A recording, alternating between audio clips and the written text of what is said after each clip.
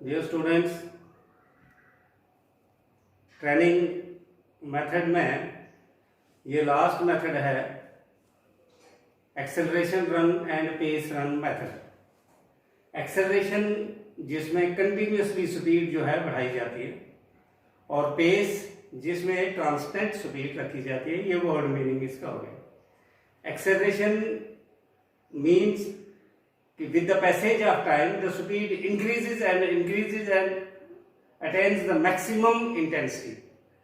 तो acceleration run में it is a method in which maximum speed is acquired in minimum time. कम से कम time में ज्यादा से ज्यादा स्पीड हो और मैक्सिमम स्पीड लेके एक फिक्स्ड जितना टाइम दिया जाता है उस टाइम में उस डिस्टेंस को पूरा कर दिया जाए। इसको बोलते हैं एक्सेलरेशन रन। इसमें एथलीट स्टार्ट करता है, फिर मैक्सिमम स्पीड बढ़ाता है, बढ़ाता मैक्सिमम ले जाता है और फिनिश कर देता है। मतलब मैक्सिमम स्पीड में ही फिनिश कर देता है। जैसे 100 मीटर आप रेस देखते हैं, उसमें स्टार्ट करता है एथलीट और फिर फास्ट जाता फास्ट एंड देन फिनिश। इसको बोलते हैं एक्सेलरेशन, जिसमें कंटिन्यूअसली हमारी स्पीड बढ़ते जाए और मैक्सिमम होके फिनिश कर दी जाए जितना टाइम इसमें बताया है। इसमें ध्यान रखने वाली बातें ये है कि इंटेंसिटी इसमें बहुत हाई रखी जाती है और ये 5 से 6 सेकंड्स में पूरा करना है। टाइम ड्यूरेशन कितना है? 5 से 6 सेकंड्स। डिस्टेंस कितना है? 30 to 40 मीटर्स। 30 to 40 metres. अब वर्ल्ड रिकॉर्ड अगर आप देखेंगे तो बुलेट का 9 सेकंड्स के आसपास 100 मीटर करते हैं, तो आपको यहाँ पर 5 से 6 सेकंड्स मिल रहे हैं। कितना? 30 से 40 मीटर। आसान नहीं है लेकिन फिर भी करना है और 2 से 3 रेपिटेशन करनी है और in between long recovery period, क्योंकि वर्कलोड ज्यादा है और इसीलिए थोड़ा सा रेस्ट जो है ज्यादा दिया जाता है। This is acceleration run. फायदे क्या है इसके? जो स्प्रिंटर्स हैं, जो 100 मीटर रेस रन करते हैं, जो 400 मीटर्स हैं, जो मिडिल डिस्टेंसेस के हैं या 1500 है, तो उसके लिए स्टार्ट लेना जो है सबसे इंपॉर्टेंट पॉइंट होता है। अगर आप टीवी के माध्यम से या यूट्यूब पे देखेंगे कि 100 मीटर रेसेस में जो on the mark set and go, और वो जो गो है उस वक्त अगर आपका स्टार्ट अच्छा है तो आप कोई ना कोई पोजीशन लेंगे, लेकिन अगर स्टार्ट अच्छा नहीं है तो पीछे रह जाएंगे। अच्छे से अच्छे खिलाड़ी पीछे रह जाते हैं। तो एक्सेलरेशन रन का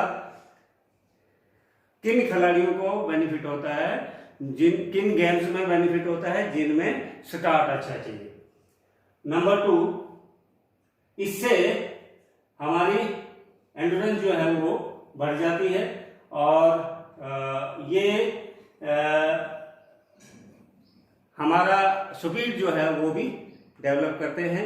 हमारे जो मसल्स हैं वो भी स्ट्रॉन्ग हो जाते हैं। डिसएडवांटेजेस इसका एक ही है कि हार्ड सरफेसेस पे हम प्रैक्टिस कर रहे होते हैं, चोट लगने का खतरा होता है, वो किसी भी गेम में हो सकता है और ट्रैक्स अवेलेबल ना हो, वो हमारे एरिया में कहीं पर भी हो सकता है। बहुत कम जगहें हैं जहाँ पर ट्रैक्स बने बनाए जो है अच्छे ग्राउंड्स अवेलेबल होंगे, अदरवाइज हम जो अपना नेचुरल एरिया है उसी में ही कर सकते हैं। तो डियर स्टूडेंट्स, दूसरा पार्ट है पेस रन। एक्सेलरेशन का अपोजिट है पेस। एक्सेलरेशन में हमने स्टार्ट किया, स्पीड बढ़ाई मैक्सिमम लेके तो एंड। यहां पेस में कंटिन्यूअस एक ही स्पीड रहेगी, बिल्कुल कोई चेंज नहीं आएगी। एक स्पीड जो है फिक्स कर देनी है। अब आप कहेंगे कि क्यों एक ही स्पीड क्यों रखनी है? जब आपको रामबन से और भुटोत आपको डिस्टेंस कवर करना है 21 किलोमीटर, तो आप कौन सी स्पीड लगाएंगे? स्लो ही स्पीड, एक ही स्पीड रखनी पड़ेगी ना, तभी आप 21 किलोमीटर कवर कर सकते हैं। मैराथन रेसेस जहां पर 40 kilometre, 50 kilometre, 20 kilometre, 15 kilometre distance cover करना है, तो वहां पर हमें कांस्टेंट स्पीड के साथ रन करना पड़ेगा, तो उसको बोलते हैं पेस रन। अब यहां जब प्रैक्टिस करवाई जाती है वहां एक इक्वल डिस्टेंस को इक्वल टाइम में एक ही स्पीड के साथ उसको दौड़ना होता है और कवर करना होता है। इसमें कौन से प्रिंसिपल्स हैं, इसके कौन से असूल हैं? इंटेंसिटी हाई, इंटेंसिटी नॉर्मल होनी चाहिए, ड्यूरेशन फिक्स होना चाहिए, टाइम डिस्टेंस फिक्स होना चाहिए, रेपिटेशन, क्योंकि डिस्टेंस बहुत ज्यादा है, रेपिटेशन कम से कम 40 किलोमीटर है तो एक ही दिन में संभव नहीं है कि हम 2 कर पाएंगे, बल्कि हफ्ते में 1 या 2 बार जो है मैक्सिमम करना पड़ेगा। और रिकवरी पीरियड ज्यादा होना चाहिए, क्योंकि डिस्टेंस ज्यादा होता है पेस रन में। अब पेस रन में डिस्टेंस क्यों ज्यादा है? क्योंकि पेस रन से ही हम उन खिलाड़ियों को तैयार करते हैं जो लंबी रेस में पार्टिसिपेट करते हैं। और एडवांटेजेस इसके क्या हैं कि इसमें रनिंग अप्रोच खिलाड़ी को पता चल जाती है।